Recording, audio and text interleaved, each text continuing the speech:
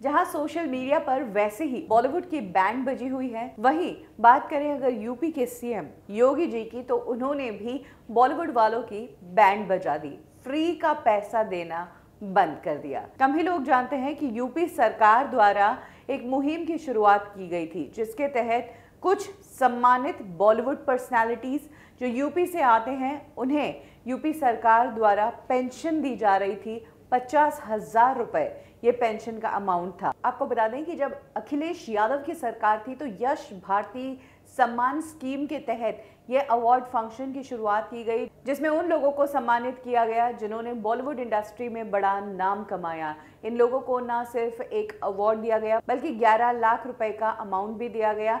इसके अलावा एक पेंशन की शुरुआत की गई थी, जिसके तहत हर महीने उनके अकाउंट में 50-50 हजार रुपए जमा हो रहे थे।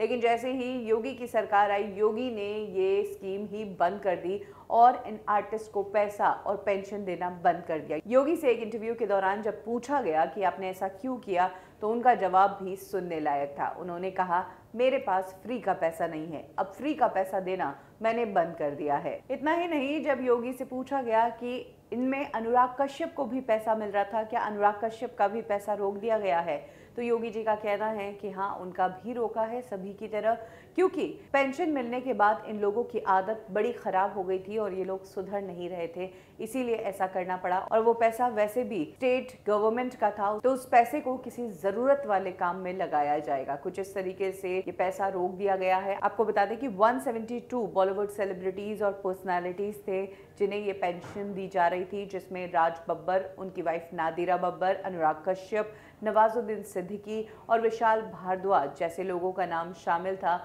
लेकिन अब योगी जी को लगता है कि इन्हें पैसा देना यानी कि वेस्टेज है। आपको बता दें कि बात अगर अनुराग कश्यप की करें, तो उनकी फिल्मों में अक्सर यूपी का फ्लेवर नज़र आता है और वहाँ की गुंडागर्दी और वहाँ की दबंगाई वो दिखाते हैं। तो क्या योगी सरकार इस बात से नाराज़ है कि यूपी की छवि वो ख़राब करते हैं, इसीलिए उन्होंने सभी की पेंशन्स रोक दी है? वेल, ये कहना मुश्किल होगा।